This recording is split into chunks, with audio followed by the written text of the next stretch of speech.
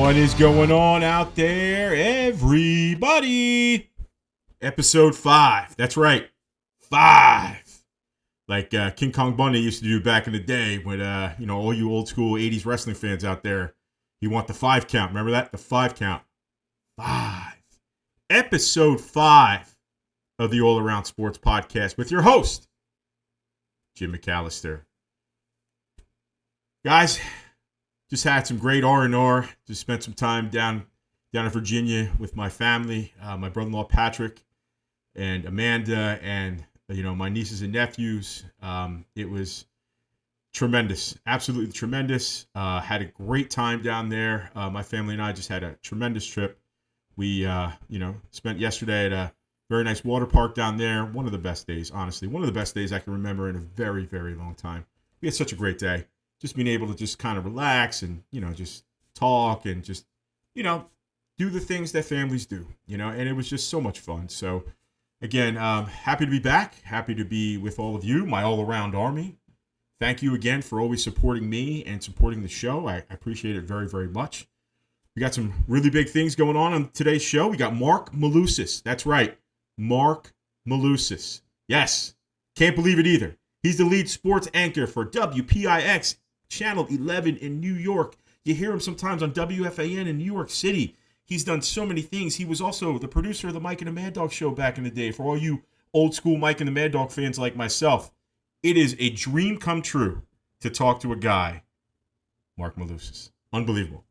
Nick Rosselli's going to be popping by later on to talk about some, just stuff, random stuff. We'll talk about the All-Star game. We'll talk about, probably just hit a couple topics here and there.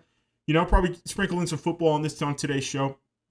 We haven't really done a lot of football yet, but that's coming. I mean, training camp's opening, next week? I think the Hall of Fame game's August 1st.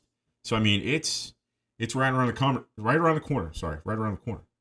And it's, as soon as everybody's going to be having their fantasy football drafts, and then everybody's going to be locked in Thursday night. You're going to be locked in Friday night, because I know the Eagles are playing, I think, Green Bay Friday night. The Chiefs open up the season this year. Not exactly sure who they're playing. I should know that, but I don't. But I just know they're opening up the season. And then, full slate of games on Sunday. One of the best days of the year, week 1 of the NFL season. Honestly, it's so great because of that long anticipation for having football back. And listen, I know the product's not that great the first few weeks. It's fine. They're still trying to get their feet wet, figuring all that stuff out. But you know what? Everybody's got a fantasy team. Everybody's doing something, to watch the game. Everybody's locked into their own team. So I'll be locked in just as much as everybody else. The family will be here. I'll be cooking. We'll be hanging out, watching the Red Zone. Let's be real about something. The NFL Red Zone is literally the greatest invention in the history of professional sports. I'm sorry. It is the greatest thing you can ever imagine on a football Sunday. Unless it's a very big game, you know what I mean? One of those 4:00 games that you kind of can't miss. If, Kansas City's playing Cincinnati, or say, the Giants are in a big game. Fingers crossed.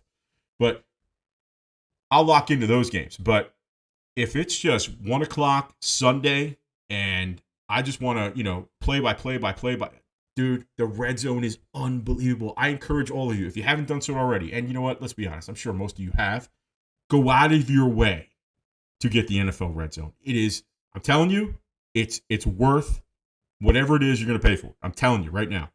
I don't want to hear about the Sunday ticket. I guess if you like watching the games like that, fine. The Red Zone's the greatest thing ever. It's the greatest thing ever, especially for my attention span, because I'm here. I can literally just know what's going on in real time, and it's amazing. So, yeah, I'm excited, man. I'm just, again, happy to be back, happy to be with all of you. I'm happy to just, be able to just do the show twice a week, and you know what, again, just have a lot of fun, man. And this is what it's been all about the whole time. It's just having fun, doing something that I really, truly love doing, and, being able to share it with all of you. So without further ado, we're going to talk to MARC MALUSIS. I can't believe it either.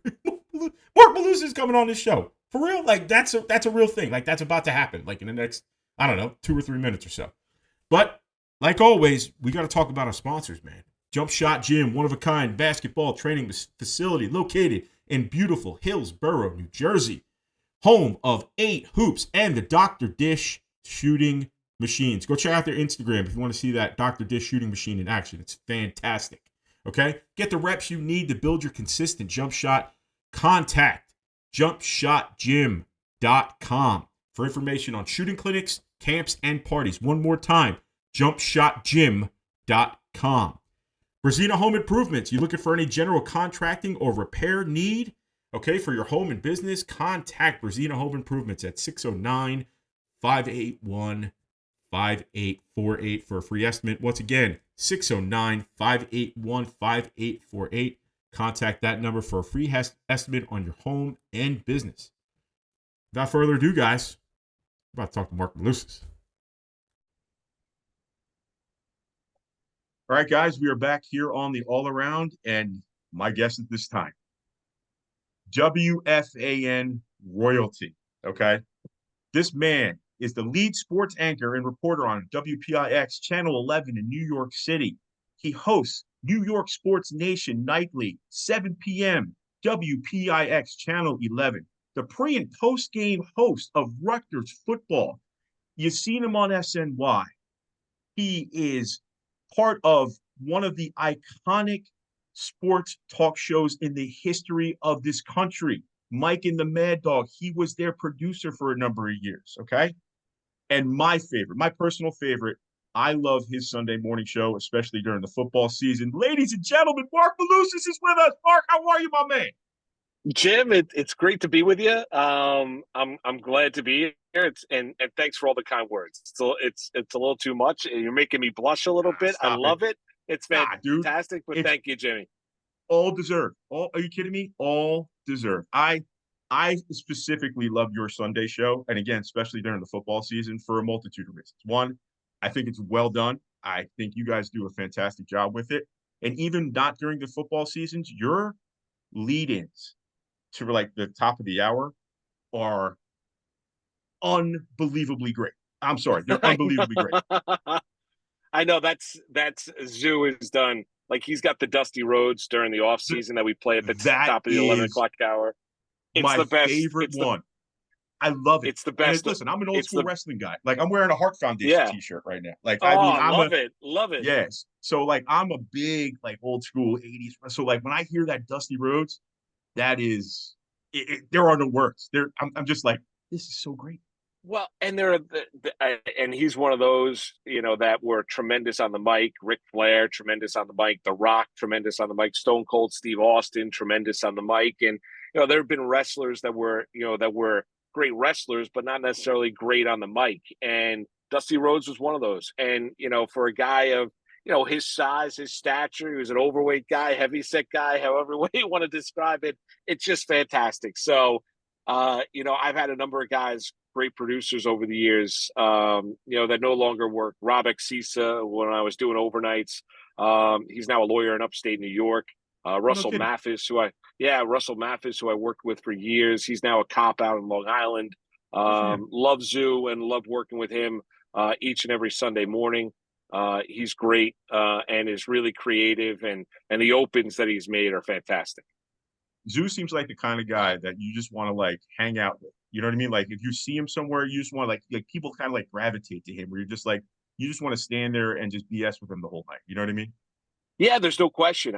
Jim, I think that's a good way to look at it. Last year, we spent a Sunday over at FanDuel Sportsbook watching some games, some NFL games, and he hung out with me for the day. And it was great just BSing with him and chatting with him, and getting a different vantage point.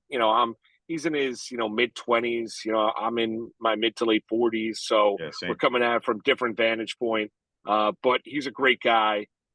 He's a loyal guy, kind of one of those foxhole guys. So, I love Zoo and love working with him each and every Sunday.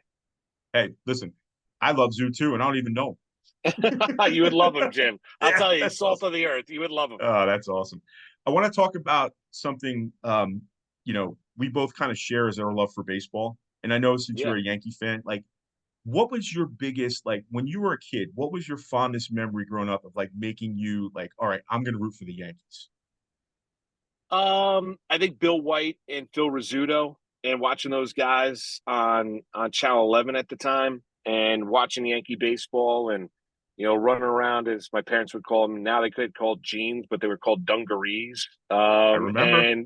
Remember? And I do. it was just a different time. And but I loved Rizzuto and fell in love. And listen, my dad grew up a Yankee fan. My uncle Pete, God rest his soul, lived in Astoria, Queens, was a huge Yankee fan. They were both big Mickey Mantle fans. And they grew up in the city at the time where the Yankees were ridiculously good. And going to my first kind of so watching games on Channel 11 with White and Scooter. But then the first time that I went to the old Yankee Stadium, and you felt like the history of the team. And, at that time, they were having issues drawing. It was Mattingly, it was Winfield. They had Ricky Henderson, Jack Clark. But I mean, they were a good team. They'd win like 85, 88, 90 games, but the league was set up different in terms of getting to the playoffs as compared to right now. But they had issues drawing and being able to go to the ballpark and take it in and kind of feel the atmosphere. And my first time walking into the old Yankee Stadium, I was hooked. Kind of the same reason, like when I love Shea Stadium so much, is kind of how when I hear you talk about Yankee Stadium, and I've been fortunate. I was blessed to be able to go to the old Yankee Stadium a couple of times as a kid. And one of the fondest memories I have as just a baseball fan was 2000. No, sorry, it wasn't 2000. It was 1999. Okay. It was the first time I ever went to the old Yankee Stadium. It was the Yankees and the Mariners. Okay. I'll never forget this. Okay. Andy Pettit against Jamie Moyer were the starting pitchers that Oh, look at that. okay. And the Mariners lineup was loaded. That was the A-Rod, Griffey, Jay Buhner, Edgar Martinez team. Great lineup. And then you had, the iconic, late 90s Yankees. Yeah, And Dan Wilson at catcher. Yeah, yes, that they was a good did. Seattle Yeah, team. Ed Yeah. Wilson. Oh my Yeah. goodness. Oh. Yeah, so I think they had Jose Cruz Jr. on that team, if I'm not mistaken. I Yeah. mean, like, Yeah. yeah, like they were loaded. And I remember sitting in right field in the second deck we sat. And again, I'll never forget it as long as I'm alive. It was one of the most like surreal things. I'm like, holy moly, I'm in Yankee Stadium, like a mecca almost. Like this is like the shrine of baseball. And again, as a Mets fan, I wasn't lost on the history of the game and what that meant. You know what I mean? Right. Yeah, I mean, Jim, and that's why it's a shame they tore it down. Like when you're running through that, it's a shame that they didn't revamp it like they did up at Fenway Park. They didn't revamp it like they did out in Wrigley. That they tore it down, and I'm not a huge fan of the new stadium. Like I think Citi Field is by far a much more enjoyable experience than the new Yankee Stadium. Not to get sidetracked or anything, but Right. yes, when you stepped in there, you felt the history. When you looked to straightaway center field and you saw the black seats, and Yes. you think back to Reggie and his 3 home run night against the Los Angeles Dodgers and hitting into the black, like it meant something Agree. when a slugger came in and hit one in the straightaway center field into the black seats. Like that was a gargantuan home run. Yeah. So it was a special place. I'll never I was lucky enough to be in at Yankee Stadium 96, game 6 against the Atlanta Braves with my older sister Kim. My dad had gotten Wow. us tickets. He got 2 That's awesome. tickets. It was Kim and I that went, and I never heard the stadium after the Girardi hit. I never heard the stadium as loud as it was that night. It was remarkable. That's amazing. Just to be at a World Series and then be at the game, the clincher, and be The there for clincher. that. And yeah, that's unbelievable. That's an amazing story. That really is. I mean, that's unbelievable. I'm Yeah, it hoping was one a day. blessing. I'm hoping one day I get to go see the World Series at Citi Field. I didn't go in 2015. I'm just it just wasn't time for me. But I want to experience that, and be there for my team to, hopefully one of these days get there. And it kind of segues me into what I wanted to talk to you about with my team, Mets. What's your feeling? I know I heard you a lot today talking about Alonso, and I couldn't agree with you more about what you were saying. But what is your overall feel for where the Mets are and what you think they need to do moving forward? Yeah, I think culture is key. I think Mendoza, and in order to build a good culture, you got to win baseball games. You got to win in any endeavor that you're doing. So I think Mendoza, year number 1, has done a really good job of changing what was really a terrible culture last excuse me, last year. God I think bless you. Mendoza this year has done, thank you. I think Mendoza has done a wonderful job this year. Where they're at right now is I give them a ton of credit. I think there's a lot to like about this team. I think Alvarez and Vientos are keepers. Obviously, Lindor with his contract is going nowhere. I don't think Jeff McNeil is a long-term solution. Nimmo's not going anywhere. But there are significant pieces on this team that you can build around and look at it as being a consistent winner in the National League. I think getting Kodai Senga back in the second half is going to be a major boost to that starting rotation. But just like everybody else, Jim, I mean, you watch this team on a nightly basis. You know this better than anybody else. The bullpen stinks, They and stink. they're in the bullpen a Yeah. lot. And Yes, a they lot of are. those arms have been worn out and tired. And they're no longer effective. There's not a ton of talent when you're looking at that bullpen either, outside Edwin Diaz and maybe a couple others. Two bullpen arms have suffered significant injuries, being Yeah. lost to Tommy John surgery.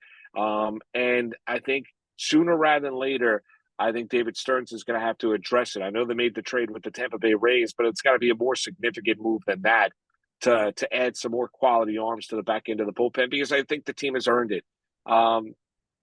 It's funny. I said this the other day. When teams surprise you, it makes it that much more enjoyable. The Yankees were expected to be great this year.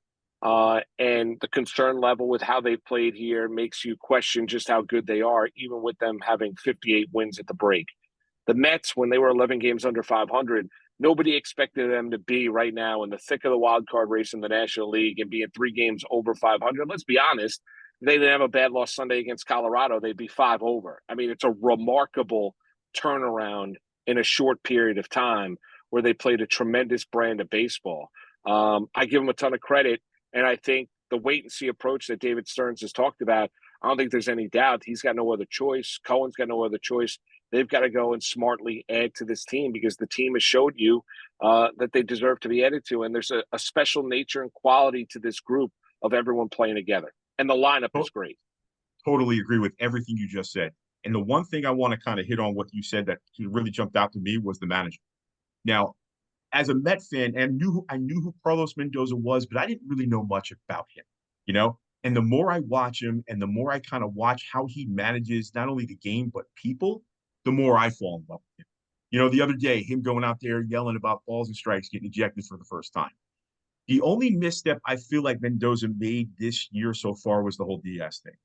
Now, just because not saying he should have went out there and said, after the game, say, well, we all know what was going on. I mean, it was written all over his hand.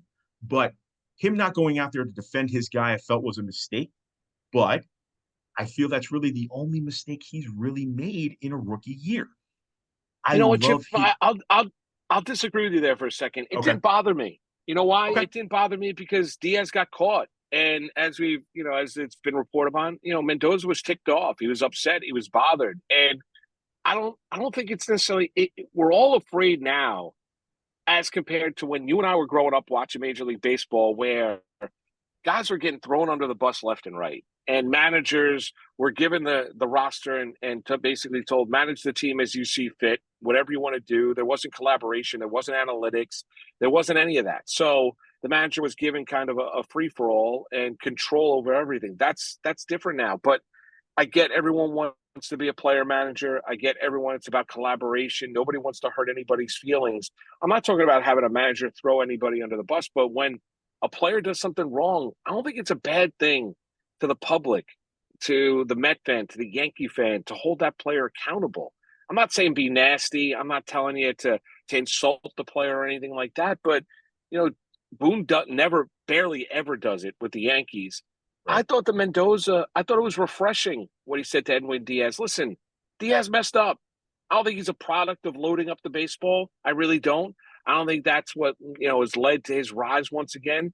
I really don't. I think he just crossed the line and had too much substance on his hands. And unfortunately, he got run from the game. But I'll disagree with you, Jim. I didn't mind it. I think it's okay. And I think the player probably reacted pretty well to it.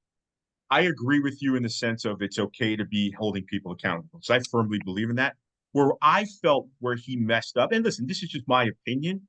is him more or less just kind of maybe going out to the umpires and just giving the optic of him trying to defend him on the field. And then when you go back behind closed doors, you do whatever you want. You know what? If Yes. obviously, yeah, you mess up, then you need to be held accountable. I totally agree with that. All I'm saying is in the optic of just him kind of walking out there saying, okay, yeah, I know he messed up, but let me just at least just kind of like let him show that I'm trying to protect him. And then behind the scenes, lay into it. Yeah. Do what you got to do. Because Lane, I I think, got you. I think that's, I think that's warranted. And I totally agree with you about Boone too. If he did more of that, I think that team would be a lot different. And I think that you'd see that little more of that kind of like scrap, kind of like that underdog kind of role with them. You know what I mean? Yeah, a little bit more feistiness, a little bit Right. more grit to it. You don't get Yeah. it. You don't get it really much at all from Boone. I think listen, we could agree to disagree. Yeah.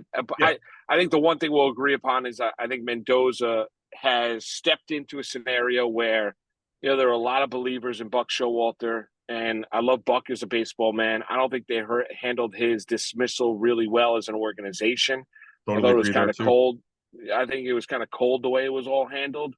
Uh, Mendoza stepped into the situation, and year one, I think he's shown you that he can handle this job, and he's got a vast amount of experience to lean back on. I know a lot of Met fans don't like going to a Yankee as being their next manager. I think Carlos Mendoza is a Met, and I think he's done a remarkable job up until this point. Can I be honest with you, as a Met fan, like that doesn't bother me.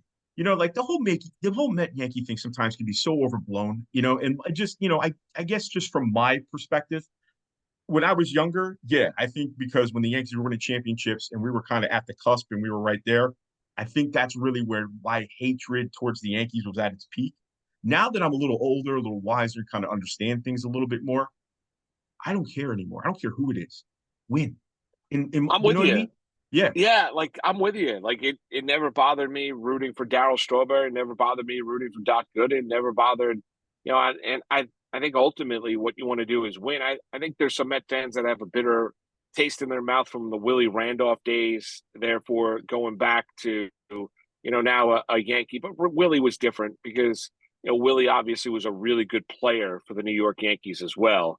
But there have been others, Yogi. I mean, there have been others, over the course of the years. Like when Joe Torre took over as Yankee manager, didn't like the way that Buck was pushed out the door at the time, and the statement that was issued by George Steinbrenner at the time. But Torre, came in with little to no fanfare. But I didn't think Clueless Joe or whether or not he did a good job had anything to do with what he did previously as the New York Met manager. Were they going after Pinella when Joe Torre was hired? Was that I don't was that happening at that point, or was Pinella kind of trenched in Seattle at that point? No, I think he was more entrenched into Seattle. I mean, Okay. listen, Pinella. There was one point in time Pinella almost became the Met manager. Remember that? I I do mean, remember that. Yes. yes. Yes, I I do. mean, there were Yep. heavy negotiations, and then that fell apart. I mean, that would have been really combustible here in New York.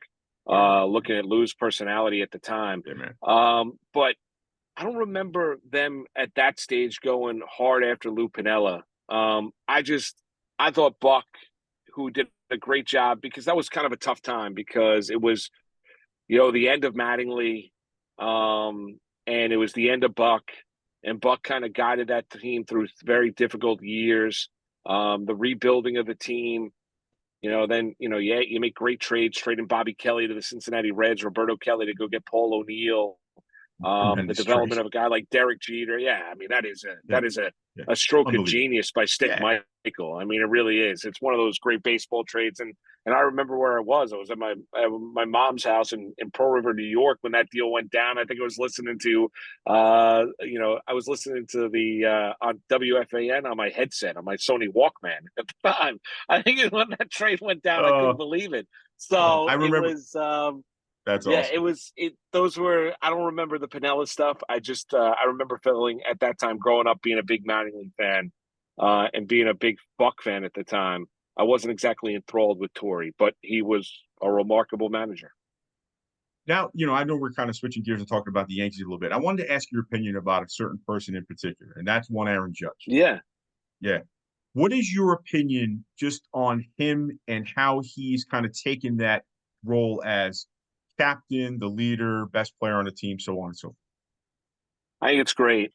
I mean, I do. I think now the Yankees got to win, and they got to win a World Series. But he's a remarkable baseball player. When he got called up initially, and you had the baby bombers. Austin was one of them. Tyler Austin, Judge. Everyone was enthralled with obviously Gary Sanchez. Judge struck out a lot when he initially got called up, and then he had that unbelievable rookie campaign where he hit the 52 home runs and kind of a star was born. He's really athletic. I think he takes great pride in being a Yankee, great pride in being a Yankee captain. There's nothing not to like about the way that Aaron Judge conducts himself on the field and off the field and how hard he goes out there and plays the game. Now, the knock on Judge is, he's got a hit in October. I mean, that's it. He's been a great regular season performer. He's not been a great October performer. And as you know, Jim, in this area, that's what defines you as a player, what you do in the playoffs. If you're able to carry your team and help them win a championship, that ultimately are the legends in this area. The best way I can describe Aaron Judge for, when I kind of have this conversation, because I have a pretty strong opinion about him. And I think what you said was really, really, really accurate and kind of how I feel about Judge. To me, he's Jeter off the field and A-Rod on the field. That's kind of the best comparison I can put, because, I mean, he is squeaky clean, unbelievable guy, character guy, somebody you want your kids looking up to. And I have a lot of respect for that. And he is such. Yeah, go ahead. No, I agree with that. I'm sorry to interrupt you. Go ahead, Jim. No, it's fine. No.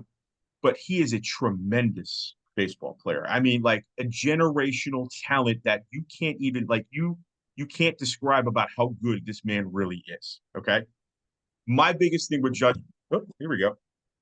My biggest thing with Judge was October. If you're not going to win in October, you're not going to perform in October. To me, that's the biggest, especially around here. And you know that. Around here, everybody based on what are you doing when it matters the most? Where are you, like when you're up 2 on, 2 out in a 1-run game, are you going to get that, base hit the opposite way? Or you're going to try and yank one down the left field line? Like, what are you going to do? To me, so far, he hasn't proven he can get that hit. Yeah, don't disagree. I mean, I think we're sharing a very similar sentiment. I love the Jeter A-Rod comparison. I think Judge, the last thing that he needs to do is what the Yankees have been chasing since 2009 and helped his team win a World Series. I agree. Totally agree. How confident are you Soto remains a Yankee? I'm 50-50. Sure. I am. I mean, I think it kind of depends on the day. Like, I think Soto looked at this as a 1-year kind of a deal. I think when the Yankees acquired him, at that time they looked at it as a 1-year kind of a deal and then see where it goes from there. Not that they wouldn't like Juan Soto, but he's represented by Boris. He's going to take his player to free agency. They're going to test the market. Do the Yankees, do you have fear of Cohen and the Mets? Absolutely. I mean, how do you not? I mean, that's why there were a lot of owners.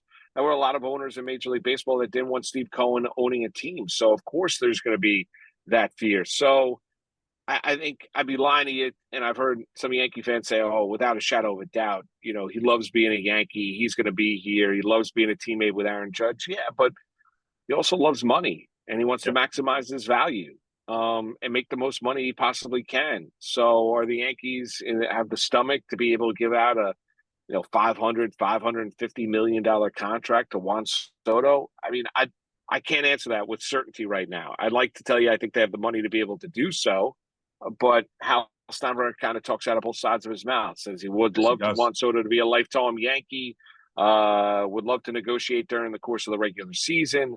But then, a couple of days later, outside the MLB offices in Manhattan, is telling you that a $313 million payroll is not sustainable. So, Yankees have and give Hal a lot of credit. They've spent a lot of money. The criticism has been on Cashman over the years and how that money has been spent. But to the question you have is, I think it's really a 50-50 proposition. I don't think it's certainty that he's going to the Mets. I don't think it's certainty he's going to the Yankees. I would tell you this. I would be surprised if Juan Soto is not playing baseball in New York City in 2025. I just I don't think know if that's it's fair. Queens or the Bronx. No, I totally agree with you. And listen, I agree with you with the fact that like you don't know for sure that he's going to be around here. I think Soto goes to the highest bidder. I really do. And I this is just maybe me kind of outside the box thinking, and I want to kind of bring this to your attention. Now, if you do the math, right? Otani's contract's 10 for 700, that's 70 a year, okay? Take Yep. that, add 5 more years to it at 50, okay? The back end. Right now you're at 300. You're talking 15 years, 1 billion. Now, is that out of the realm? Is that something that, if I'm Scott Boras, that's my, kind of like tippy top, like I'm going to throw that out there and kind of just, Wow. yeah, see that. And then, Yeah. negotiate down, you know? Yeah. I don't think, I mean, I would be stunned if Juan Soto got $1 billion. Like, I But would be stunned if it's a 15-year, $1 billion deal. Like, I'd but here's be the really, thing. really That's not surprised. out of the realm of possibility. That's the crazy part of all of this.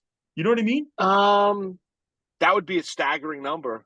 I mean, it really would. And I'll tell you this: there's no way. If it's 1 billion, there's only one guy that would give it to him, and that would be Cohen. There's no Right. other. There's no other Yes. owner in baseball that would ever go to that number. Steinbrenner would never pay Juan Soto $1 billion. Mark, when we were kids, right? When we were younger, we saw the A-Rod Yeah, contract for the first time. 10 years, 250. We're like, oh my goodness, this is $250, a quarter of $1 billion. Now we're talking 25 years later, and it's on the table. Not that it's going to happen. Listen, it's not realistically, it's not going to happen, but it's on the table. And that's the right. crazy part about this. I mean, I think they'll probably be there's. I mean, you've seen soccer players make Yes. ridiculous amounts of money. So I think we're inching there. I don't think Soto's the player that's going to get that caliber contract. Like Otani got $700 million because let's be honest, he's the modern day Babe Ruth. What he does 100%. as a pitcher, Yeah. what he does as a hitter. I love Soto as an impact player. He's not he's not what Shohei Otani is as an athlete. And he's not as marketable as Otani is either. I totally agree on both counts. I do. But Because of just Otani's two-way ability. 100%. And the fact that you have that whole, the other side of the world, you have the Japanese and all that stuff. That's a big deal. And bringing that kind of together allows him to be so marketable. And he's a likable guy and he's a handsome guy. So, like, all those things kind of really Yeah, I mean, take into listen, consideration. Soto's a good-looking guy. He's an unbelievable baseball player, and Soto's a Yeah. remarkably clutch player. And that's the other thing Yes. that he has shown, something that, you haven't seen with Judge in October. We've seen Soto deliver when he was in Washington and helping them win a World Series at a very, very young age. I have I no could admit, doubt that I would, Soto, if the Yankees, go a long way in this postseason upcoming, it's going to have a lot to do with what number 22 does. no, you're absolutely right. You know how happy I was the day when Juan Soto got traded to San Diego? That he was out of the division, and then come to find out, 3 months later, we see him again in October. I know. It's unbelievable how it works, man. And it's San Diego eliminating you guys. That's Yeah, exactly. of course. Yeah, Joe Musgrove with his fireball ears. Well, that's another story. I wanted to, you and I, we do kind of disagree on teams we root for, but there is one team that you and I both love very, very much, and that is our New York Knicks. Yes.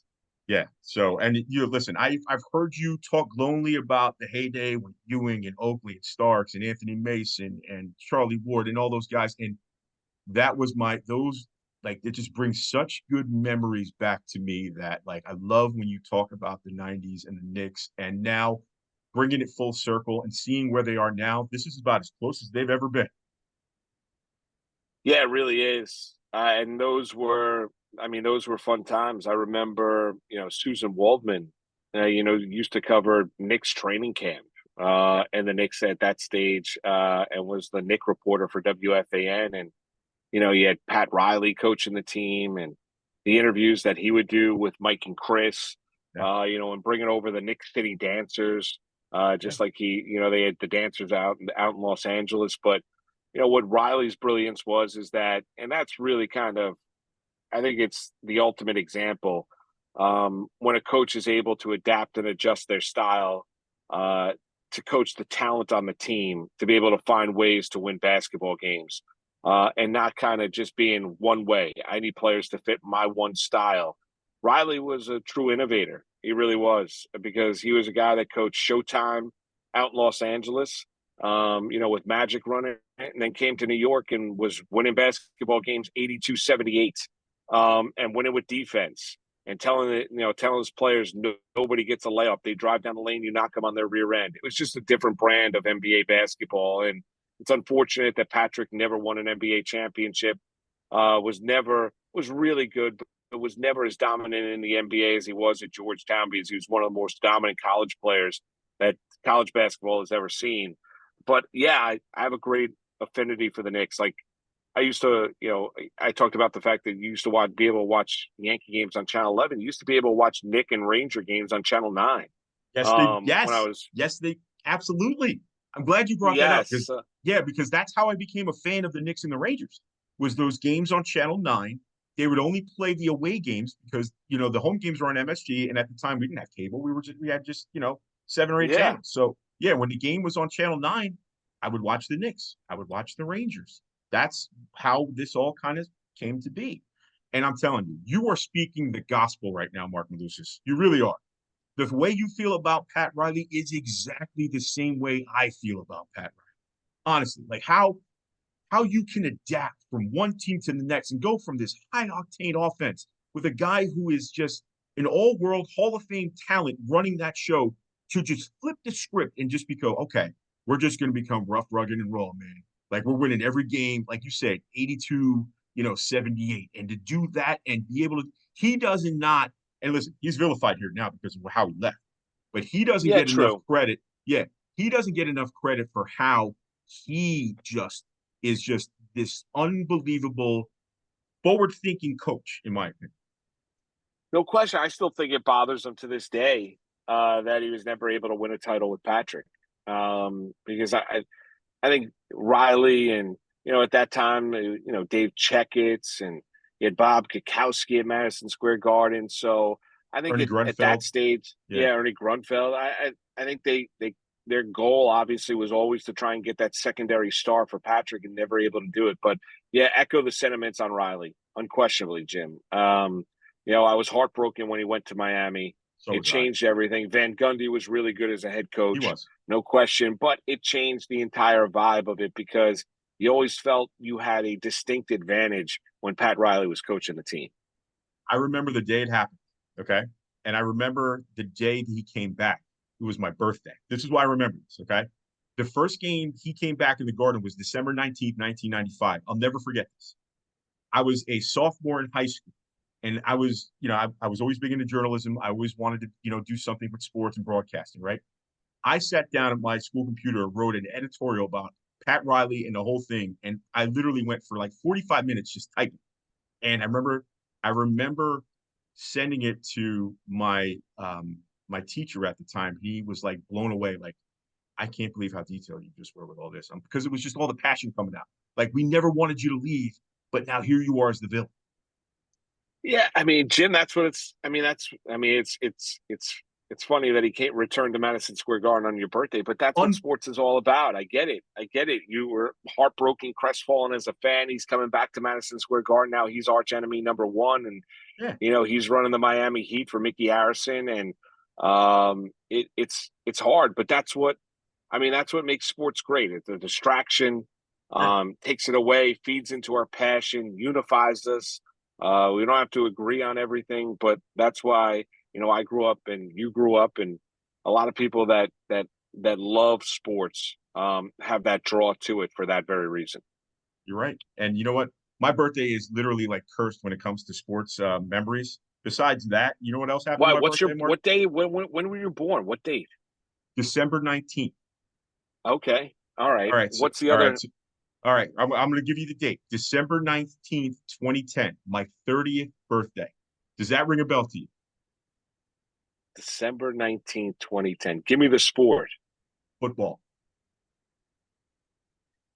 December, was that Deshaun Jackson? Yes, it was. Yes, it was Deshaun Jackson. Yes, sir. Yes, it was. My dad and I were at that game.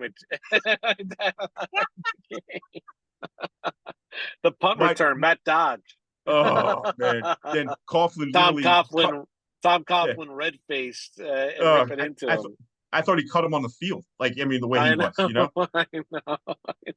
It's funny. We just did, my nephew Nicholas and we just did a podcast. He's 16, and it's funny. We were just talking Okay. about guys we can't stand as like sport, like villains, And Yes. he always, oh, you didn't put Deshaun Jackson on that list. Like he always just tries to get me that little, little more, because he's heard the story 100 times. So it's just it's funny that all kind of came full circle. I want to talk to you Yeah. about your Yeah. yeah. Go ahead. I'm sorry. No. And I just remember Deshaun running Oh, the goal line before yes. entering the end zone. And then I had to go out to dinner that night with my family, because Oh my it was God! Happy it was my 30th. 30th birthday. Yeah, so I'm like, oh, we're going out to eat, and I just remember like just going there with like my tail between my legs. Like, I can't believe this just happened. Like I should be happy, right? You know what I mean? You turn 30, you get like, and no, I wasn't happy. I'm like, I can't believe they blew this. Speaking of this, Dude, I want to talk that was a about, terrible loss. oh, it's horrible. It's one of the worst. You and I both are fathers. Okay. And Yeah. we're both very involved in our kids, what they do with their sports. And I know that your son plays hockey, right? Yeah, they all do. Yeah, they all Yeah. play So hockey. I don't have, my kids don't, my kids more basketball, baseball, and then my son Logan just started playing flag football, which he absolutely loves. How Yep. is hockey? How is that on the youth sports level? It's hard. I mean, it's hard. And to be honest with you, Jim, it wasn't like, and we're in Connecticut. We live in Connecticut. It wasn't necessarily. I grew up playing baseball. Mm-hmm. My wife Donna does an amazing job handling the kids' schedules and their sports and the communication with the coaches and the signups and everything. So, uh, she's remarkable. Like she's Right. done a tremendous job of handling everything. Um, because hockey is hard. I mean, you have to get on ice. The competition, especially like in Jersey has really good hockey programs. Connecticut has really good hockey programs. Massachusetts, Right. so there's good ones on Long Island as well. But they enjoy it, and as long as they enjoy it, like the one thing I tell and like my wife and I tell our kids is if you sign up for the team, you're going to complete the season. If you don't, you don't fall in love with it, no one's going to force you to go out there and do it. And they really enjoy it. They've had really positive experiences. We've had, we 2 years ago, we went up to Lake Placid. Wow. Jackson was playing in a tournament. Paul was playing in a tournament. We were up there for 4 or 5 days. It was cold, but we had an amazing time. And it's been a really positive experience for them. And it's different. It's really competitive, but it's a lot of fun. Is that something they can do 12 months out of the year? Or they have like a break? They could play the let's see, the main season starts late August, Okay. with like kind of a 2 or 3 day, hockey camp before the start of the year for the team, and then it runs through to like early March. Oh, that's cool. And then you could play spring hockey, but we kind of give them a little bit of a break. We try and get them Right. on ice, once or twice a month. We'll go to they have stuff up in Connecticut called Stick and Puck. I'm sure they have it at other places as well, to where it's kind We of an have a open couple of things ice. around here. Yeah, we do. Yeah, where Yeah, you bring your you put your gear on, you take a stick puck and open ice and go out there and skate around. It's kind of a way to where it's really at this stage it's all about skating. It's all about there's really no hitting. There's none of that, so there's no contact, which is great, and they've really enjoyed it. So they play hockey, they play lacrosse. They picked that up 2 years ago, and they've been playing that. And and a couple of them still play flag football, and a little bit of golf. So that's that's basically, awesome. and yeah, so that's basically what they do. My 14-year-old son Brett is begging me to take him out to play golf, and you know what? I'm going to take him up on it because I would love to teach him. I wish I took up golf when I was younger.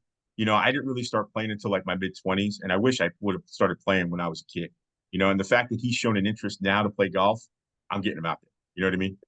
Yeah, you know what, Jim? I think it's one of those things. I think when you learn the swing when you're young, you know it for life.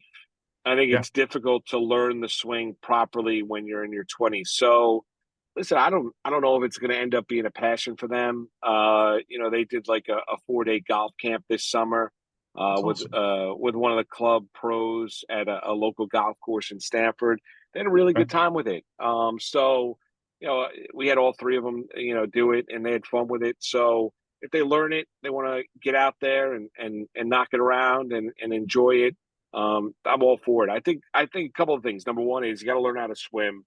Number Right. two, get on skates, learn how to skate when you're young, because if you do it, learn how to ski when you're young, and learn how Yep. to hit a golf ball. I mean, those are the things that if you do all those things when you're young, you have them for the rest of your life. See. All right. Learn how to swim. Check. Ski. Never been on skis in my life, so no. Golf ball. Way too late. So I got to get my kids in here now. So all right, I'm going to follow your advice, Mark Malus. No, it's one of the things like because I don't know. I want my kids to have have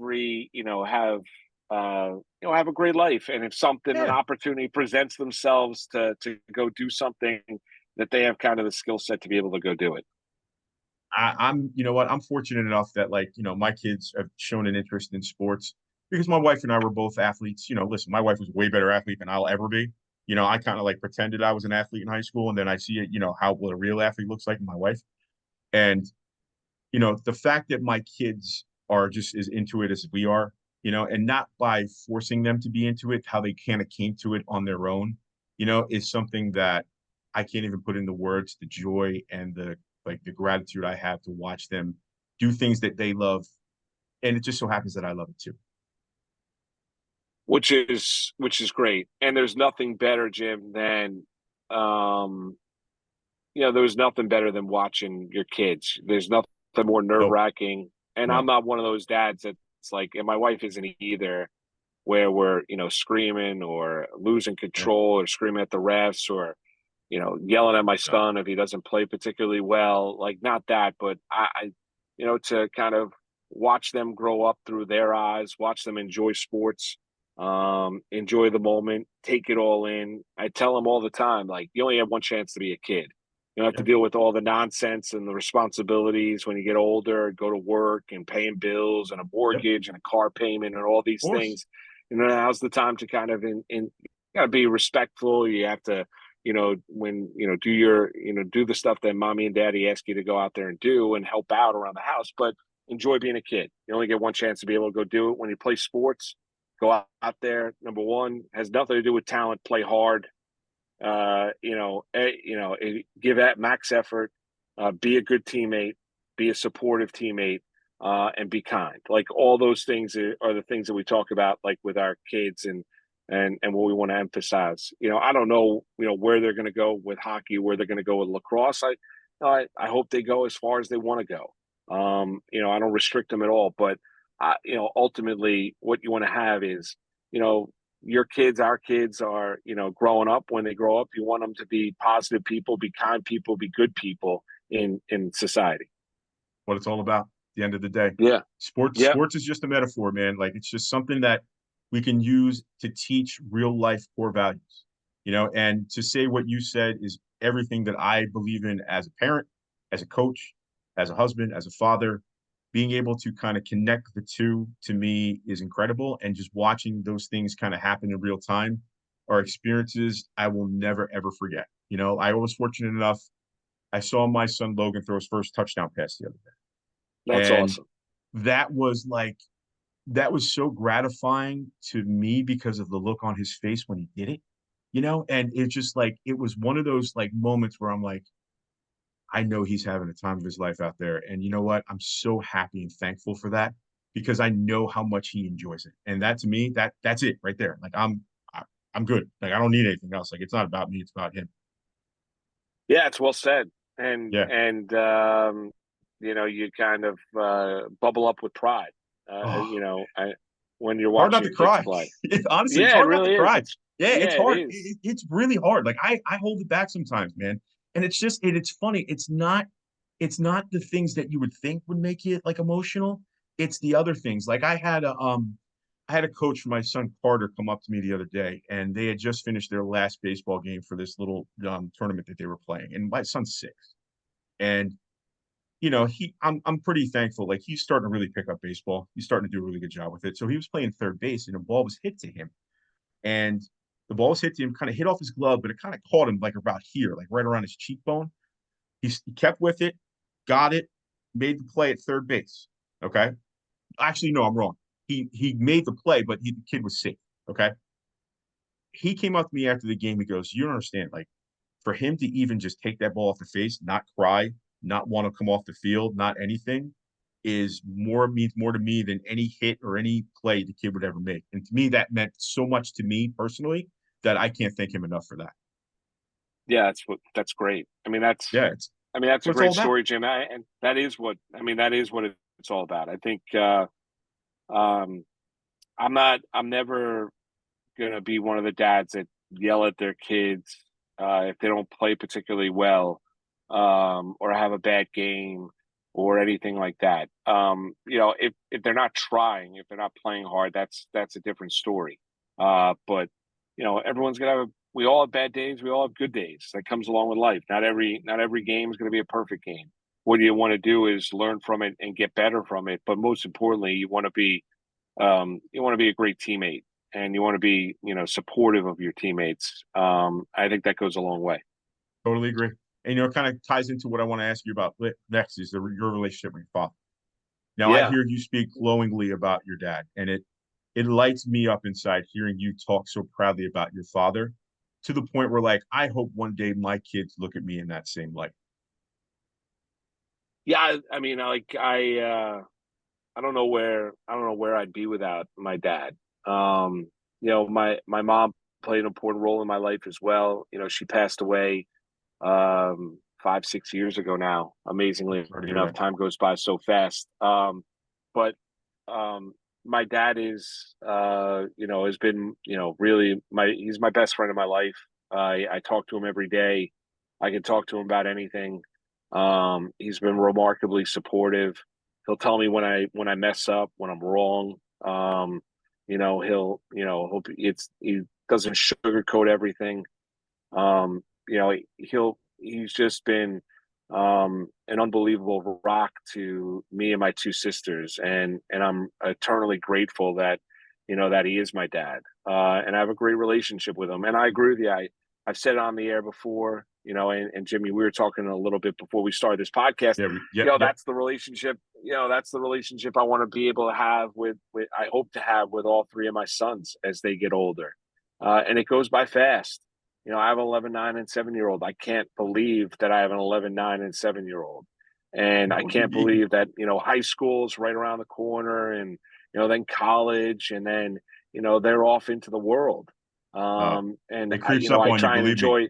Yeah, it does. It goes by really fast, but, I want to, learn from, growing up and the lessons I learned from my dad and bestow those lessons onto my kids, and be able to be there. Like I told you this story, off the air. I'll tell you, before we start the podcast, I'll tell you on the podcast. Like, Yeah. um, when I started, when I was, started to be of, drinking age. Yeah. My dad would tell me, listen, I know you're going to go out, be responsible. Don't get into a car with anybody that's drinking. And if you drive somewhere and you've had too much to drink, or you're somewhere and you're stuck, I don't care where you're at. I don't care what time it is. Call me. I will come get you, and I will bring you home.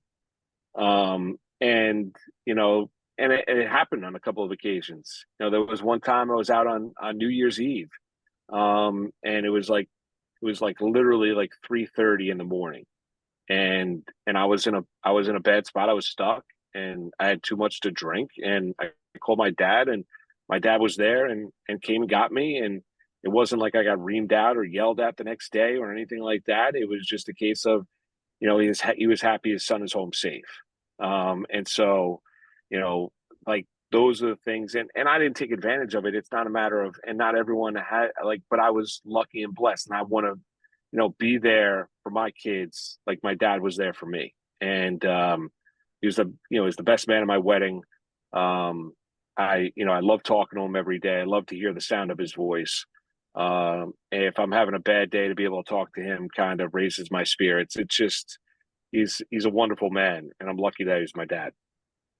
Well said, my friend. Well said. Listen, your father is the definition of what a man is, and that's the God's Yeah. honest truth.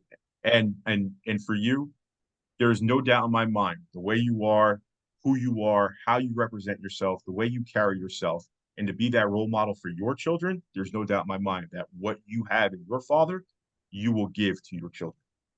I hope so, Jim. You know, I hope you're Yeah. I hope you're right, Jim. You know, Listen, I know I'm right. What are and you talking about? I know I'm yeah, right. no, I understand, but it's you know, it's life comes at you, you know, in Yeah. strange ways. It really does. I mean, and it you know it hits you at times, and you know you get knocked backwards at times, and there you know there are times where you know you want to you don't exactly deliver the message to your kids that you want to deliver, and they're hard when they start to get Yes, they are. older. You know, they get a little bit more difficult. There's more pushback, Oh yeah. um, and so it's not as easy as when they were you know 7, 5, and 3. It gets a Nope. lot more difficult as they get older. Oh, just wait. Just wait. You I know, know. it gets much more fun as they get a little Figure. bit older, believe me. I'm sure No, it it's does. I'm listen. sure it The, does. I say this all the time. The greatest thing that ever happened to me with my wife Melissa, and the second greatest thing that ever happened to me was my children. And I'm blessed and thankful enough that, you know, I have them in my life and they're just amazing, you know, people and they accept me for who I am. And I'm fortunate to have a great relationship with all of them. And there's no better feeling in the world as being a husband to my wife and being a father to my children. You know, nothing else That's compares awesome. to it. Yeah, and nothing else will ever compare to it. No matter what I do, it's the greatest thing in my life. Now, let's talk about something that was another great part of my life. My early teens, when I was the biggest Mike and the Mad Dog fan you ever met in your life. Okay, There you go. I, Very I, nice. dude, let me tell you, every day I would come home, put it on. It was clockwork. And in the height of my fandom, MARC MALUSIS was a big part of Well, yeah, you know, and I was with them from '01 to '07. that. Yeah, And it was a remarkable learning experience. I don't think you'll ever see a sports talk radio show no, in New York as impactful as Chris and Mike were. To be, you know, to start as their board op and then to become their producer. You know, and I always had an eye where I wanted to be on the air. And so like I didn't want anything to kind of stop that progression of being on the air, but you know, building the relationship I had with Chris and have with Chris and, you know, with Mike and, um, but being able to, you know that, you know, you step into that room, the expectation, there's accountability, you need to produce. You know, they're the number one sports talk show in the country, and be able to work with them, it was you learned a lot. there is no all around sports podcast without the Mike and the Mad Dog program. And I guarantee you, there's probably about a million other places around the country, around the world that can say the same thing. And you were a major part of that, you know, and I thank you for, you know, being able to be there and experience that firsthand, like literally inches. You know what I mean? And be there to see that dynamic and what that was and what it looked like and have mentors, you know, in them with you is got to be probably more priceless than anything. Yeah, I mean it's listen, it was great. I mean, I harken back on it. I mean, there were times where it was hard, you know, because the job was hard. You know, it's much different now, and you know, it was a very guest oriented show, but it was the show that, without a shadow of a doubt, everybody was listening to. That was a sports fan. Yeah, Uh, that teams were listening to, teams were reacting to, teams wanted yeah. to see what Chris and Mike were saying about a trade, a losing streak, a winning streak, their chances, whatever it might be. And I grew up listening to it, you know. And I went to high school at Don Bosco Prep. Yes, you I'd did. listen to Chris. I would listen to Chris and Mike, you know, in the little minivan that we'd take back home to Oh, Rockland County, there you go. and See, listen, stuff like you're a that. Jersey guy. I don't want to hear about this New York stuff. Okay, like you're a Well, Jersey no, guy, like I am. well, I grew Come on. well, no, I would well, I grew up in Rockland County, Yeah, I and there know. was a number of, Yeah, yes, but it was right there. I mean, like, I know. one of my first jobs was at McDonald's in Jersey, right? And I used See, to work at, listen, yeah. you're one of us, dude. You're one of us, all right? Yeah. You're a Jersey guy now. Listen, I've made it right now on the podcast. MARC MALUSIS is a Jersey guy. I don't want to hear nothing. That's it. Okay. Well, I do Yeah, no, I'm not Rutgers trying to get in now. I trouble do. with all your, That's exactly right. No, it's all good. It's all good. I love Jersey. It's great. But Chris and Mike, it was a lot of pressure, but it was great, and I proved a lot to myself to be able to work on that show. And it was their show. Like your job was to keep it on the tracks and have some fun, and they poke fun at you, and you became kind of a part of the show. It was just great. It was great. Amazing experience. There again, no better show in my lifetime than the Mike and the Mad Dog program. I mean, it was must listen every day. The influence they had on the New York sports scene will never happen again. I mean, let's be real about something. They got Mike Piazza in the Mets. Like you can't, like that happened. Like that's a real thing. So to be able to, it was the show. It was the show. I mean, Jim, it was the show of record. 100%. I mean, it was really legitimately the show of record. That if there was something big happening with your organization, you as a player, you're going to find a way to go on that show. Absolutely right. Yeah. MARC MALUSIS, I can talk to you for hours upon end, but I know you're a busy man. You got things to do. So I don't want to hold you up any more than I already have. Okay. Jim, anytime I'd love to come on. You're great, man. And I appreciate it. It's great reminiscing with you. Great talking sports with you. I wish you all the success with the podcast and everything that comes your way. And whatever you need from me, just reach out. I definitely will. I appreciate you very, very much. It's very kind of you to do so. And listen, I love talking to you. I consider you a friend now. Like now we're buddies. Absolutely. Like we're gonna go hang out now. Yeah. Yeah. So no doubt. So love to grab a beer with you. Let's go. Hey, listen, we could talk about your family. We could talk about your family down in Washington and the Commanders. Oh man. I told my brother-in-law Patrick that I was talking to you today and how big of a Washington fan you are. And because he's such an Eagles fan living down there, there's nothing that drives him more crazy than hearing about Washington teams down there when he's the only Eagles fan. It's like me being here. I'm a Giants fan out in like West New Jersey where it's all Philadelphia. It's just nonstop wall-to-wall Philadelphia. My in-laws are all Eagles fans. So I get where he's coming from, but it's so great. It's great. It's Mark, great. Yeah. Well, you got it, Jim. My pleasure, man. And happy to hop on board and great chatting with you.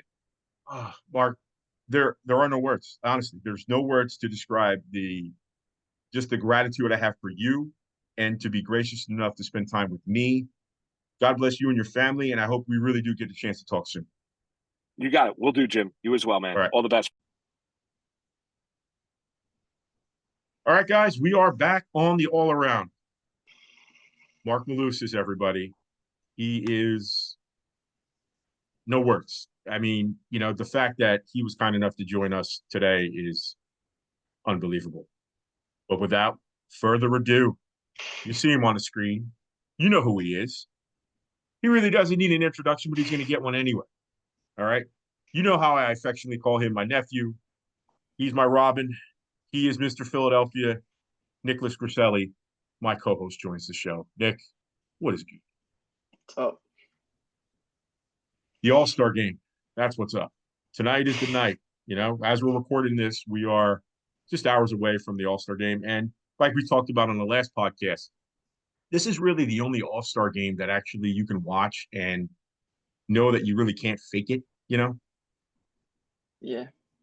Like you see how the NBA All-Star game is like 195 to like 190, and the game doesn't get good until like the last 3 minutes of the game because nobody cares. You know what I'm saying? Yeah, because like baseball, it's like a usual score, like what, 3, 4, 5, 6, something like that. I'm going to ask you this. First of all, who do you think is going to win the game? I think AL. AL has the better players overall, and I think it's pretty obvious. Yeah, I agree with you. Listen, we're both going to be rooting for the National League. It's really the only time in life that we'll probably root for the same team at the same time. So, but I mean, you look at the roster top to bottom, it's a joke compared, like you compare the leagues, but stranger things have happened. Let me ask you this question though, because I think this is probably more of a general question. Who do you think is going to win All-Star Game MVP? I think it's gonna be maybe Gunnar Henderson. Good call. I like that one. That's a good move. All right, I'm throwing it out there right now into the universe and watch him get shelled. Paul Skeens. Paul Skeens All-Star Game MVP. I'm throwing it out there right Big now. one. Let's see if we're right. We'll talk about it on the next podcast. Yep. All right. Yeah. So, I mean, again, the game is what it is. It'll be fun, something to watch tonight. This is kind of like the dog days. There's not a lot going on. We're kind of sitting in between baseball season. It'll kick back up. When do the Phillies start up again? Friday, I think. Saturday. I think it's Friday. Yeah, but I know the It's Mets Friday, are Friday. Saturday, Sunday. Yeah. Yeah, the Mets are Friday. They go to Miami. All right. Oh, we play the Pirates. Yeah, listen, kill them. Skeens. At least is Skeens going to pitch like right away? I'm pretty Like, sure. Yeah. Well, it's Tuesday. You figure he'll I probably think pitch he's gonna. Saturday or Sunday. Yeah. Pretty sure he's gonna pitch for Yeah, him. listen, I saw him. Yeah, good luck with him. It's not gonna be Yeah, fun. so we got that going on. And now, did you see Cameron Payne sign with the Knicks? I did see that. Woo-hoo! Listen, addition by subtraction, my friend. I don't even care if he plays a minute for the Knicks. He's not on the Sixers anymore, so I'm happy about that. You think he's gonna play a lot? No, I don't think he's going to play a lot. I think he's going to be the Shake Milton, honestly. I don't think he's going to be – he won't really see the floor unless it's something that, I don't want to say catastrophic happens, but he'll be in the game, like, late in the game if, the game doesn't mean anything anymore. But he's not on the Sixers. And you know what? If he can do what Alec Burks did for the Knicks late in the postseason, then, hey, fine. I've heard the Walker Kessler Knicks rumors. Have you heard that? I did. Did you see James Wiseman's out there? James Wiseman, yeah. You know what? I saw that and I'm like, I kind of want to take his flyer on James Wiseman. I kind of do. He's not that bad. No, but Like, he's got offensive talent. Yeah, he does. So like I like the fact that like you pair him with Mitchell Robinson. Okay. I just don't like, and I know we've talked about this before. I don't like Mitch and Jericho Sims as a tandem. You know what I mean? It should be either Jericho Sims and another guy or Mitchell and another guy. I don't like the mix. But I think with the Knicks, per se, I think that they need that. I don't think they're going to be over the top. I think it's just going to be the Knicks. It's going to be Boston. It's going to be Philly. I think those three teams are the top three teams in the East right now. But I think they need that offensive presence at the 5 to combat a guy like Joel Embiid. Not to literally match him point for point because he's never going to do that. But at least give him like an option that he has to play defense on the other end. He doesn't have to sag off on the guy and he can be like a help defender because I think Joel Embiid is probably one of the better, if not the best help defenders in the league, especially if you see him kind of sag off a defender and go, across the lane and get a block one way or another. Yeah, Embiid, if you can get, like, you guys have a lot of scoring on your team, but if the center, like, even has a little scoring ability, I think that makes a big difference against someone like Embiid. He sometimes gets lazy and he'll just allow points, I think this was what made Hartenstein so great for the Knicks is because like he had that little push shot you'd see in the lane that he could make. He did little things here and there. He was a tremendous passer. Tremendous passer. I mean, he must have hit hundreds of passes throughout the whole season with this dude just cutting. You know what I mean? But he's got the basketball IQ to see that. What scares me is that now they can't really play out in the post unless they use a different player, which they could. I mean, this is before your time, but I'm going to bring this up anyway. In the early 90s, when the Indiana Pacers and the Knicks were kind of going back and forth, okay? Mark Jackson, remember Mark Jackson? I know you know him as an analyst, but he actually did play at one point. So he was the point guard for the Pacers, and what they would do is they'd actually run their offense through Mark Jackson in the post, which I thought was kind of revolutionary at the time because you always saw the center kind of get the ball in the post and they would do different things. But they used him because, one, he could play the post and actually had post moves and do things. But because he was so smart, he knew how to get the ball where it needed to go. Like if, say, they're running a play for Miller on a curl or they're doing other things, he knew where the ball needed to go, and it just made the offense that much better. So I'm not against that either. Yeah. The Knicks, I think they could go different ways with their center. They could get someone who is more like Mitchell Robinson and you trade Mitchell Robinson. Or you get someone like Hartenstein, but it's going to be really hard to get someone like that, I was kind of hoping they would draft a guy like that in the second round, like a project kind of guy, you know? Like I would hope like they wanted to get like somebody that had maybe some sort of offensive skills that maybe Yeah. kind of lacked on the defensive side because I like, especially in today's NBA, you kind of need that balance now. You need your offense guy and you need your defense guy.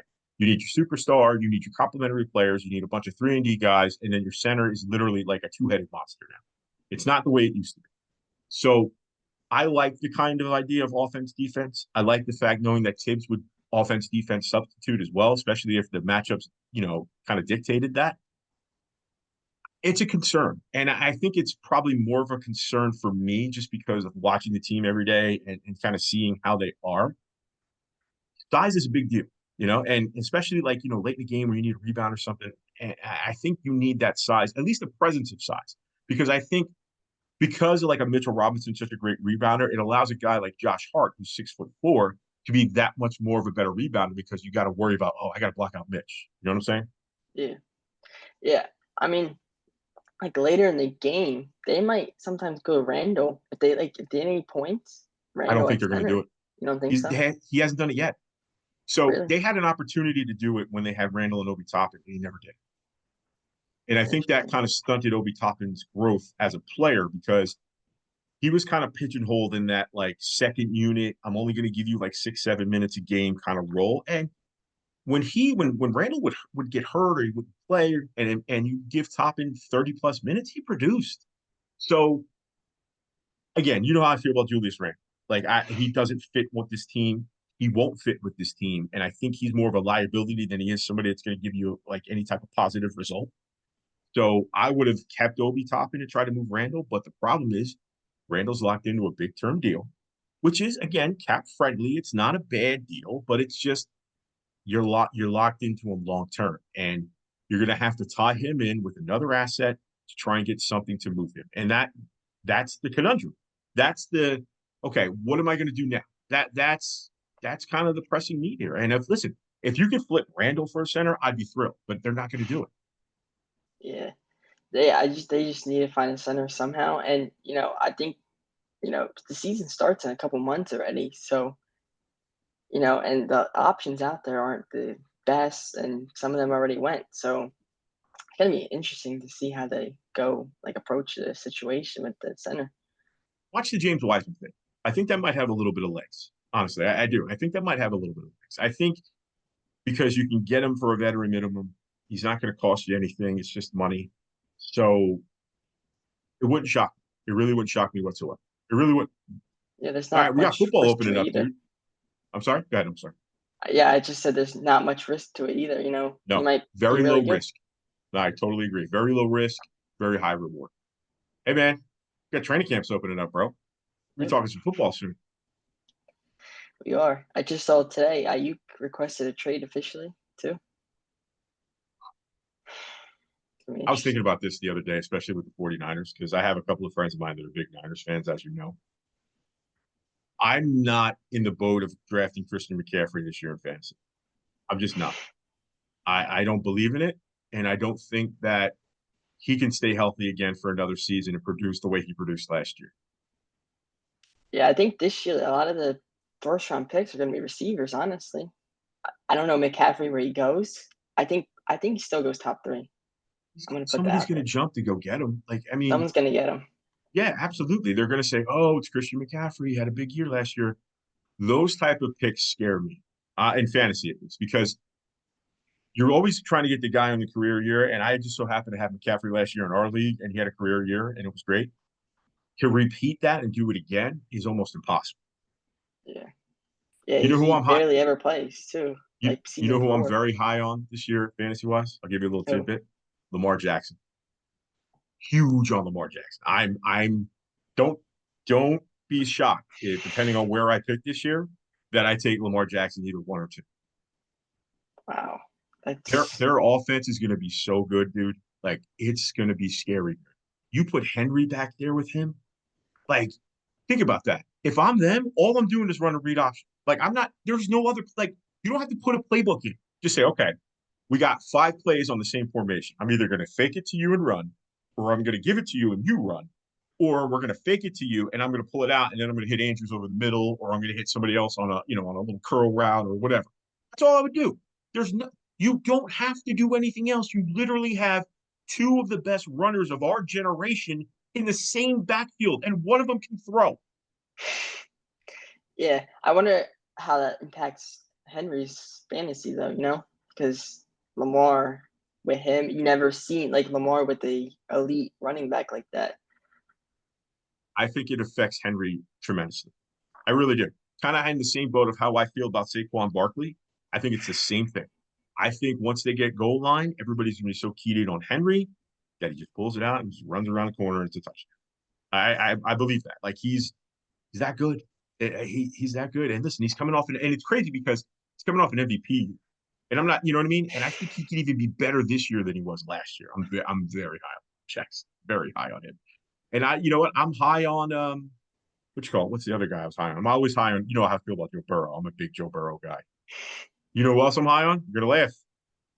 Malik Neighbors. Very high on Malik Neighbors because if he hits, he's gonna hit like a Odell Beckham hit. You know what I'm saying? He's gonna hit that good.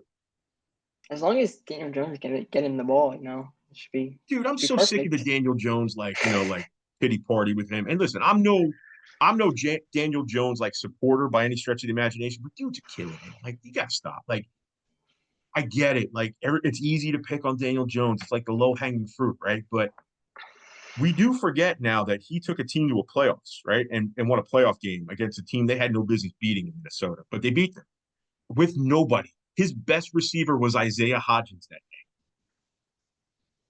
Yeah. You think there's any injury risk for him now in the future? Who, Jones? Yeah. Yeah, I do. I think he's battled through injury his whole career. And I think he's probably one really bad injury away from retiring. So I think this will be the last year of Daniel Jones. I do think they reset the quarterback market next year. And I think they either go out and get a veteran guy, it's like a stopgap guy, or they just draft a guy and say, okay, we're just going to start over and figure it all out. But it depends on how Jones kind of evolves this year. They're not going to sign him long term. I really don't think they are. And, if he has another year where he makes the playoffs and does all that stuff, great. And it's good for the team. But he's not the answer long term. He's not. And I thought he was when he signed the 4-year contract after the playoffs. But last year kind of sold it for me. I know he was hurt. I know there's injuries and stuff like that. But if you're an elite quarterback, you overcome those things. I don't want to hear about an offensive line or lack of talent or any of that stuff. If you're elite, you win. Like look at Mahomes. Yeah. So look at Mahomes, right? Look, go ahead. I was gonna say the Giants. I don't think they were that high on him, like in this offseason, but now they're sticking with it because on the Hard Knocks show that came out about the Giants offseason, they were really, really, they really wanted Drake May. Really. Yes, they did. Yes, they did. That was out there. Yeah, they didn't find a trade, so they stuck with him. And okay, that's fine. If you're going to do that for this year, fine. But why go get Drew Lock? Like, I didn't understand that move. It doesn't make sense to me. What's wrong with Tommy DeVito? Like, seriously, like, I mean that, like, sincerely. Like, what is wrong with Tommy DeVito? He won games last year. It's not like he's just some bum that, like, can't play. Like, he legit won games last year. And honestly, if Jones does get hurt again, I'd rather go to DeVito because I know what I have in him than go to Drew Lock that I've never seen before. Maybe that's just me being like, like rose-colored glasses Giant fan. But I saw something in DeVito. I really did. Like, I think he can be something, and you got him at a very, very low cost.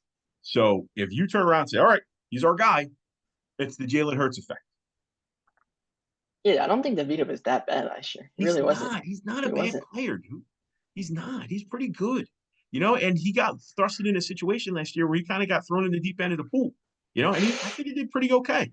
So that's me though, but I don't know, dude. Like I can talk myself into one time with the Giants thinking they're gonna, surprise everybody and be a playoff team, and then I can convince myself that they're gonna probably be the number 1 pick in the draft. Like I'm like so like up and down with them because you just don't know. You know what I'm saying? Do you think if they start bad, they're gonna start to tank a little bit? It's a great question. I guess we got to define bad. Are we talking like 2-6 like bad? 2-6, yeah, around there. Yeah, I think they do probably. tank. Yeah, I think they sell off pieces. I think they sell off guys that they know aren't coming back, and they try to start restocking for the future. Because they do, you can see it. Like they start to have like a little bit of a core now. Like Dexter Lawrence is part of it, right? Andrew Thomas, okay? Like those younger players, Hopefully Neighbors is a guy like that they can start building around, you know? And they let some of the other guys, like the McKinneys and some of these other guys, walk, which I think was the right decision. And I mean, you got another year of Deontay Banks, which I was very impressed with him last year. And I don't think the defense is going to be an issue. Is the issue with the Giants is, are they going to be able to score enough? And honestly, I don't know. That's the best answer I can give. I don't know. Yeah, their offense is a little bit rough. The defense is actually really good, I think. They have Brian Burns, Dexter Lawrence. That's a really good defense, but their offense, Thibodeau, you got the running back, nobody. Wide receivers, you got younger guys. you're right. You're right. But to see it all in real time and kind of see how this is going to click, that's my biggest fear. And I agree with you about the defense. I think the defense is actually underrated, especially with the Burns, because now you have Burns and Thibodeau on the outside. Okay. And now you kind of more or less kind of choose where you're going to go. Where's the protection going to slide to? And if it was me, I'd probably slide it to Thibodeau, because I think if you do go with the Burns side, Thibodeau's going to kill you. I've seen it, like I've seen this dude wreck a game. Like I've seen enough of him to know that, what, he can wreck games if given a chance to just be a one-on-one guy, you know? Yeah, I was really high on him coming out of the draft, actually. Him and someone else that draft, but I liked him as a prospect, and I was not happy when the Giants got him. I was shocked. You know what? Because I wasn't very high on Thibodeau. You know what I mean? I didn't like his attitude. I thought he was more about himself. I didn't really, to me, it didn't fit the mold. But I got to be honest, I was dead wrong. Like he's been, from all you hear, he's a good teammate. He works really hard. He's in the gym. He's doing everything right. So if this is the career path he's going to be, then the Giants made the right decision. Evan Neal, on the other hand, is a complete disaster. He's playing the wrong position, but that's just. But we'll see. I mean, listen, Giants Eagles is going to be fun, dude. Like Yep, that's going to be a lot of fun.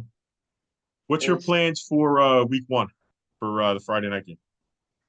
I don't know, really. Probably just I don't know. There might be a football game at our high school, so I might end up going there and maybe watching the game on my phone. But We got to do that. Like we're going to talk a lot of high school football in this show. Like my plan is to have the head coach of Bordentown Regional on the show. He had really, already agreed to coming on. I have a couple other coaches I reached out to who haven't gotten back to me yet. But we are definitely talking. we actually played You know, Bordentown this year, also. do they really? Yeah, it's at our school. Really? Yeah, I'm going. Dude, I'm Bordentown Regional for life, baby. I got to do it. Yeah, man. All right, brother. Listen, catch you later in the week. We'll talk some more. We'll probably kind of catch up. We'll get with round 2 of the MLB season going on. We'll recap the All-Star game and, see how it goes. All right, Yep. dude. I'll catch you. All right, see you. All right, later.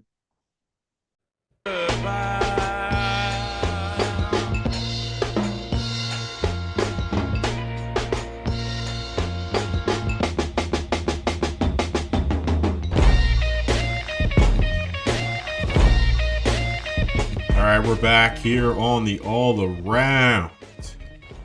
Big shout out to MARC MALUSIS. Going out of his way, take time for us. Incredible human being. I can't wait to talk to him again, really. He is such an unbelievable person. It was such a great time just being able to, just catch up with him and, talk to him. And it was just a thrill for me. Really, thrill for me. Also, Nick, my boy. We'll be hearing from him later in the week as well. Hope everybody has a great, rest of your week. I hope you check out the All-Star game. We're going to, recap that on the show later in the week. We'll talk about some other things, probably catch up on some more football. Training camps are, like I said, I know for the Eagles and the Giants are right around the corner. And one more thing before we get out of here I want to kind of touch on is, I know we talked about in the last podcast about the Copa America. Now, I watched the final. Obviously, an hour and 45 minutes, after it started. And that whole thing was just a fiasco. From the people not having tickets, being allowed anywhere near the building, not having enough security, and not understanding how much people really take especially soccer, for, other countries and how much passion they have for that game. For them to not react to that and not be ready for it, come on, man. Come on. Like that's idiotic. Really, it's idiotic. Like, how do you not know that, especially down in Miami, of all places, Miami, okay? You have a very, very large population, okay, of people from South America. To not think, and especially people coming in from, South America, to think that they weren't ready for this. Come on, man. Seriously, come on. And it took away from the game. Like I was ready, 8:00. Like, we had a great day. We were traveling, we were doing this, having fun. We just ate dinner. And I'm like, all right, we're gonna, kind of come back to the hotel room. We're gonna watch a Copa. Hour and 45 minutes later, game doesn't even start. And it's like, okay, by the time, you're 15, 20 minutes in, you're exhausted. You're trying to keep your eyes open and watch the end of the game. Now, thankfully, I was able to watch the game and, hey, Argentina won. Hey, good for them. But still, how does that happen? In today's society, how does that happen? How does that happen in 2024 in America? That's scary. That, to me, is a very serious thing that we're going to have to get fixed really, really, really soon.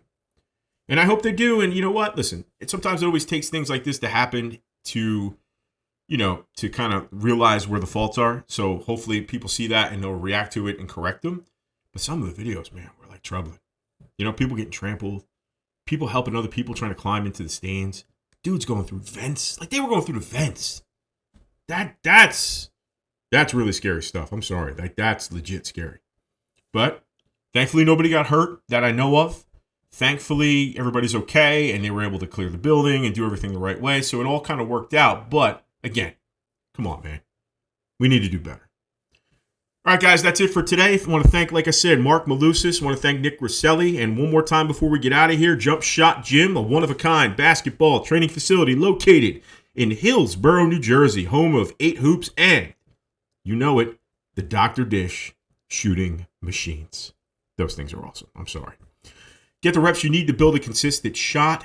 Visit jumpshotgym.com. One more time, jumpshotgym.com for information on shooting clinics, camps, and parties. Brazina Home Improvements. I go to them anytime I need a repair need. Once again, Brazina Home Improvements. Looking for any contracting and repair need for your home and business? Contact Brazina Home Improvements at 609-581-5848. One more time, 609-581-5848. Happy to be back, like I said, in the open. Looking forward to catching everybody next week. I'm sorry, that's not true. It ain't going to be next week. It's going to be later this week. We'll see everybody soon.